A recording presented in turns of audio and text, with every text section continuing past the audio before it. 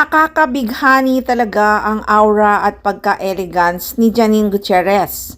Mapapawaw ka talaga sa kanya at mapapakomment ka na lang ng fire emoji sa mga photos ni Janine Gutierrez sa SOCMED. Ang hot at napaka-gorgeous talaga ng actress. Si Eko nga napabulalas na lang ng I'm the luckiest boy. At isa naman talaga siya sa pinakamagandang mukha sa buong mundo.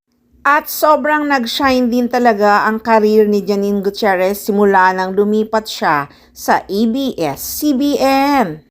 Simula din yon nung nagtambal sila ni Paolo Abilino sa seryeng Marry Me, Marry You. Sinundan pa nga ng Dirty Linen. At hindi naman maikakaila nang magtambal sila ni Jericho Rosales sa seryeng Lavender Fields. Talagang lagi nang pinag-uusapan ang actress. At sa kasalukuyan, trending na naman si Janine Gutierrez dahil sa naging pictorial niya sa Esquire.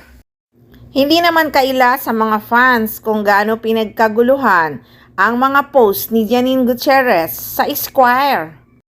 Kaya nga gaya ng sinabi ko, ang mga buzzer ni Janine Gutierrez wala talagang masabing maganda pagdating sa actress. Ang tawag pa nga kay Janine, Nuno daw. Paano kaya naging Nuno? 5'7" ang height ni Janine Gutierrez.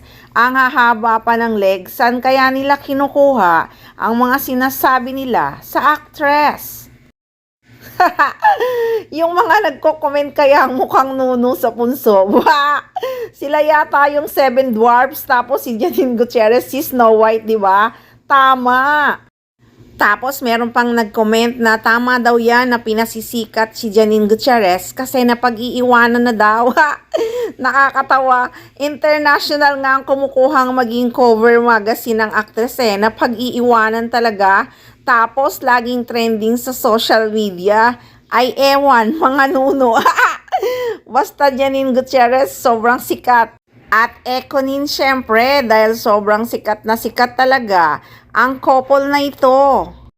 May post pa nga si Sylvia Bell sa kanyang FB page na talagang hindi maikakaila ang karisma ni na Jericho Rosales at Janine Gutierrez.